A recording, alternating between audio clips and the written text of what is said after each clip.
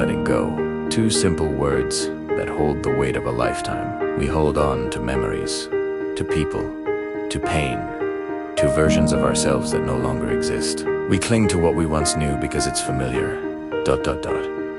Even if it hurts. And yet, in every ending, there's a quiet whisper calling us to release, to trust, to surrender. Today, I want to talk about the art of letting go.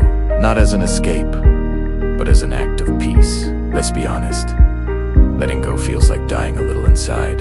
It's like losing control over a story we desperately wanted to end differently. We hold on because we believe that if we just tried harder, if we waited longer, if we loved better, things would return to how they once were. But life doesn't work like that. Time moves, people change, and so must we. Holding on doesn't preserve what was. It only delays what could be.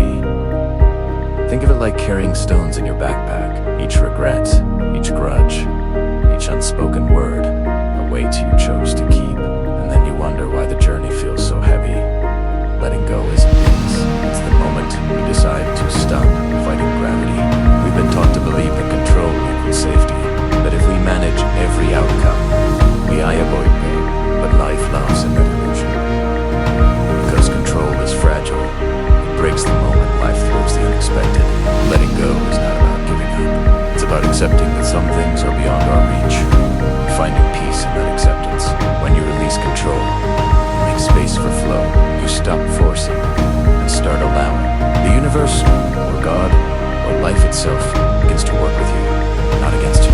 No one tells you this. Letting go comes with grief. It's the silent mourning of what could have been. It's the goodbye you never got to say.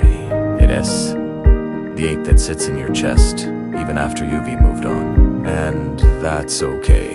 You are allowed to grieve the versions of yourself that didn't make it this far.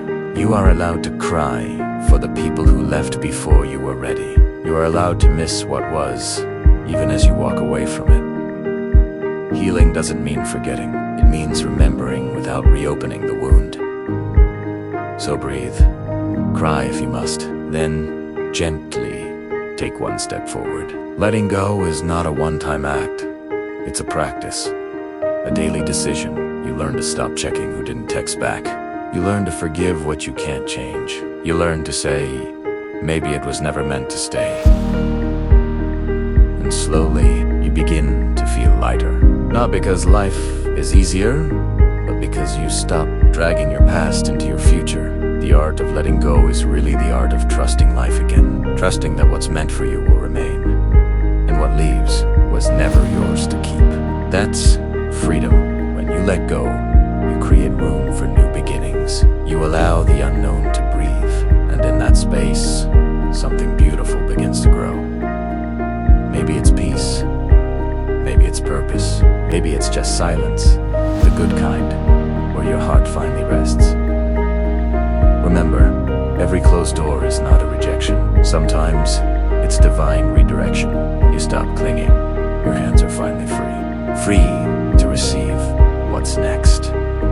So, whatever it is you're holding on to the anger,